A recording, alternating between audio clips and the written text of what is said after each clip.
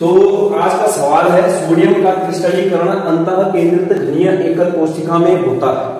23 gram sodium में एकक कोशिकाओं की निकटतम संख्या कितनी है? सोडियम का परमाणु द्रव्यमान कितना है? 23। तो जब भी न्यूमेरिकल आता है तो सबसे पहले क्या बोलोगे? सोडियम का क्रिस्टलीकरण किसमें हो रहा है? अंतः केंद्रित घनीय एकक कोशिका। कहने का मतलब कौन सी एकक कोशिका? BCC, body centred cubic unit cell. तो हमें उससे रिलेटेड सारी चीजें याद आ जानी चाहिए। सबसे पहले हमें पता होना चाहिए कि BCC क्या होता है। तो BCC एक ऐसी घनीय एकक कोशिका होती है। कहने का मतलब क्या है? जो अंतः केंद्रित घनीय एकक कोशिका है वह एकक कोशिका होती है जिसमें जो अवयवीकरण होता है वो कहां पर स्थित होता है? कोनों पर तो होगा ही, लेकिन वो कहां पर भी होगा? अंतः केंद्र पर भी स्थित होता है। तो वह एकक कोशिका जिसमें अवयवीकरण 8 कोनों पर तथा एक अंतः केंद्र पर स्थित होता है उसको क्या बोला जाता है? BCC बोला जाता है।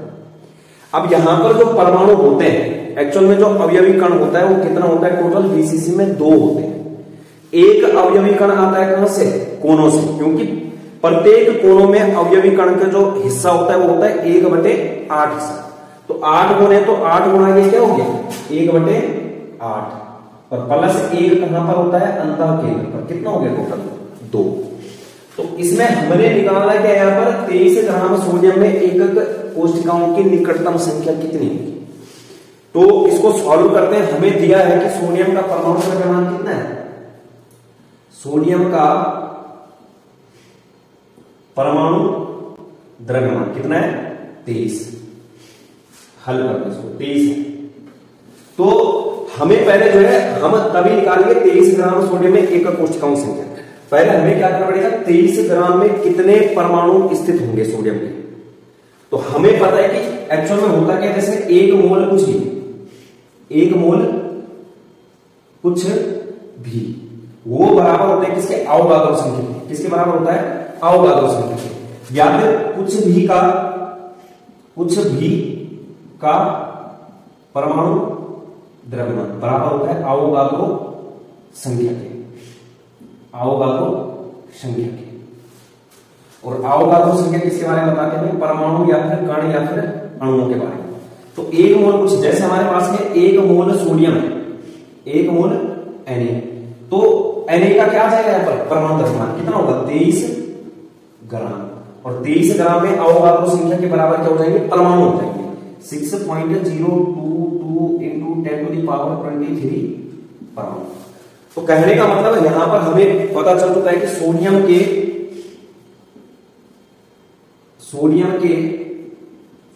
23 ग्राम में परमाणुओं की संख्या कितनी है? अवोगाद्रो के बराबर 6.022 इंटू 10⁻23 परमाणु। और इसके बाद हमें क्वेश्चन में दिया गया है कि जो सोडियम का क्रिस्टलीकरण हो रहा है किसमें हो रहा है? BCC में। क्योंकि BCC एकक कोशिका में कितने परमाणु होते हैं? एकक कोशिका में परमाणु कितने? 2। तो अब BCC में कितने? 2 है। तो यहां पर इसलिए हम 23 ग्राम तत्वों में क्या निकाल सकते हैं? एकक कोशिकाओं की संख्या। इसलिए 23 ग्राम Na, यानी कि ये क्या है? तत्व में एकक कोशिकाओं की संख्या। तो किस तरीके से निकालोगे? जो हमारा क्या है? 23 ग्राम में परमाणुओं की संख्या है बटे जो क्या है? प्रति एकक कोशिका में परमाणु। तो 23 ग्राम Na में परमाणु की संख्या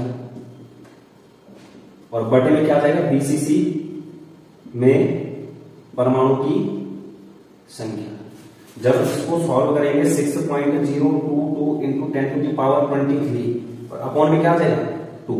इससे इसको कैंसिल आउट करेंगे 3.011 इंटू 10⁻23 एकक कोशिकाएं।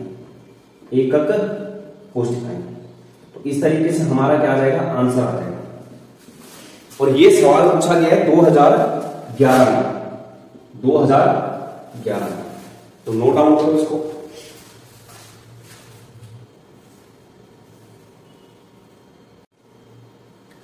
तो अगला क्वेश्चन है, सोडियम क्लोराइड की एकक कोशिका में 4 सूत्र इकाइयां हैं। 4 सूत्र इकाइयों से मतलब क्या है कि वो प्रति एकक कोशिका में परमाणुओं की संख्या के बारे में बात कर रहा है। कहने का मतलब यहां पर जो प्रति एकक कोशिका में परमाणुओं की संख्या वो कितनी है, 4 है। तो हमें ध्यान आ जाना चाहिए कि प्रति एकक कोशिका में परमाणुओं की संख्या 4 किसमें होती है, तो वो होती है बच्चों किसमें, FCC, face centred cubic units है, फलक केंद्रित घनीय एकक कोशिका। तो यहां पर क्या कर रखा है, एकक कोशिका के प्रकार के बारे में नहीं दिया गया, सीधे क्या दे रखा है यहाँ पर, परमाणुओं की जो एक्चुअल संख्या है 4 है। हमें पता होना चाहिए कौन सी एकक कोशिका की बात कर रहे हैं, FCC की। आगे क्या बोल रहे हैं, एकक कोशिका के कोर की लंबाई 0.564 नैनोमीटर है। तो NaCl का घनत्व ज्ञात कीजिए, यानी कि D ज्ञात करना है। NaCl एकक कोशिका का क्या ज्ञात करना है, घनत्व ज्ञात करना है।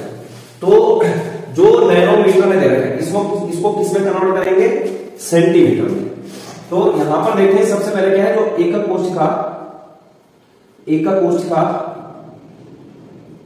का घनत्व D बराबर क्या हो जाएगा, Z into M A cube into N A। ये क्या होता है, फॉर्मूला होता है, जहां पर Z क्या है, प्रति एकक कोशिका में परमाणुओं की संख्या है, M क्या है, मोलर द्रव्यमान है, A क्या है, एकक कोशिका के कोर की लंबाई है, साइड की लंबाई है, और Na क्या है यहाँ पर, अवोगाद्रो संख्या। तो हमें पता है यहाँ पर कि जो हमारे पास दे रखा है, क्योंकि एकक कोशिका कौन सी है यहाँ पर, एकक कोशिका FCC में है, तो Z बराबर कितना है यहाँ पर, 4 दे रखा है। दूसरा M का मान निकालना है, M क्या बोल रहा हूं, मोलर द्रव्यमान, मोलर द्रव्यमान किसका निकालना है, NaCl का। तो NaCl का निकालना है, हमें क्या करना पड़ेगा, सोडियम का होता है 23 और Cl का होता है कितना, 35.5।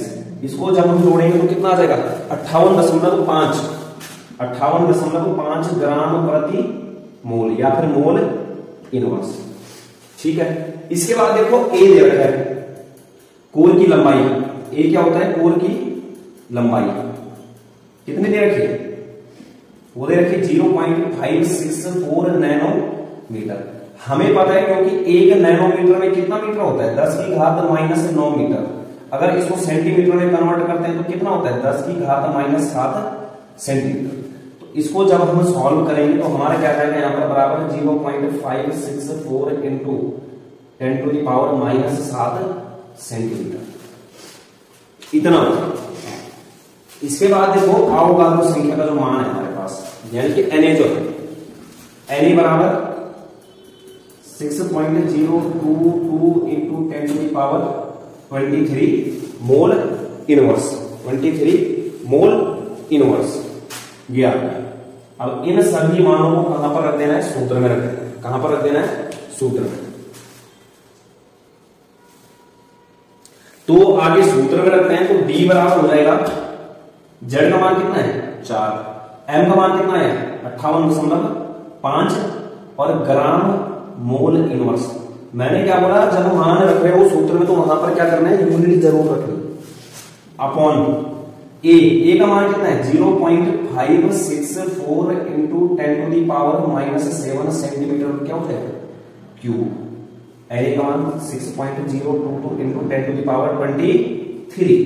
अब यहां पर 4 का गुणा किसके साथ करेंगे, यहां पर ये क्या हो गया, मोल इनवर्स।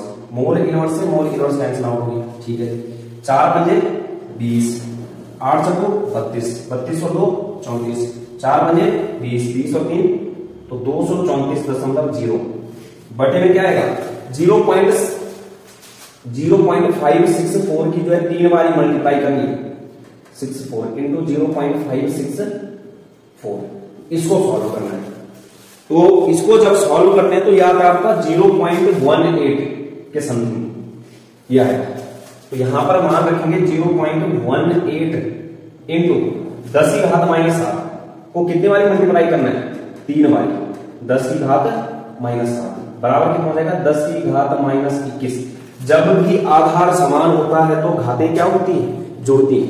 7 + 7 + 7 -21 हो गया, तो 10 की घात -21 और सेंटीमीटर क्यूब, सेंटीमीटर क्यूब, गुणा क्या 6.022 इंटू 10⁻23।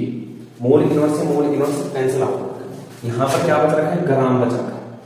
अब 0.18 की मल्टीप्लाई करनी है किसके साथ, 6.022 के साथ। किसके साथ करनी है, 0.18 की मल्टीप्लाई करनी है 6.022 के साथ। तो मल्टीप्लाई करते हैं, डी बराबर हो जाएगा 234 ग्राम अपॉन में 18 दूनी 36, 18 दूनी 36, 36 और 3 39, 18 छक्का 39 हो गया, 18 छक्का 108 ये आया। पॉइंट कितना है, 1 1 2 3 4 5, 1 2 3 4 5, तो 1.08। अब देखो फिर से क्या हो गया, 10 की घात माइनस 21 और 10 की घात 23 आ गया, तो घातें क्या हो जाएंगी, जुड़ जाएंगे। 23 में से 21 घटेगा, कितना बचेगा, 10 की घात 2, तो अपॉन में क्या आ जाएगा, सेंटीमीटर क्यूब। इसको अगर तुम ले रहे हो तो 2 डिजिट तक लो, ठीक है, तो क्या आ जाएगा 1.08।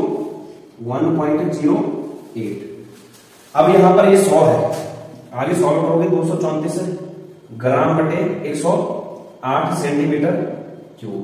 108 का भाग दोगे तो 2 बार ही जाएगा इसे, 108 दूनी 216, 216। अब 34 में से कितना घटेगा, 216, कितना बचेगा 18, 18 में जाता नहीं है, पॉइंट लगेगा, 180 हो जाएगा। कितना हो गया, एक बार ही जाएगा, यानी कि 2.1, उसके बाद 17 ग्राम प्रति सेंटीमीटर क्यूब। ये हमारा क्या निकल गया, घनत्व निकल गया, तो 2.17 ग्राम प्रति सेंटीमीटर क्यूब। तो इस तरीके से ये न्यूमेरिकल कर रहे हैं, ठीक है। कैलकुलेशन वाला पोर्शन अलग, इस तरीके से है। यहां तक पहले आना पड़ेगा, कहां तक, सूत्र तक। जो मान नहीं दिए गए वो हमें खुद से पता होना चाहिए, बेसिक क्लियर होना चाहिए कि सोडियम का अगर मोलर द्रव्यमान निकालना है, यूनिट पता होनी चाहिए, सब कुछ पता होना चाहिए, तब जाके ये न्यूमेरिकल सॉल्व होंगे। तो उतारो इसको।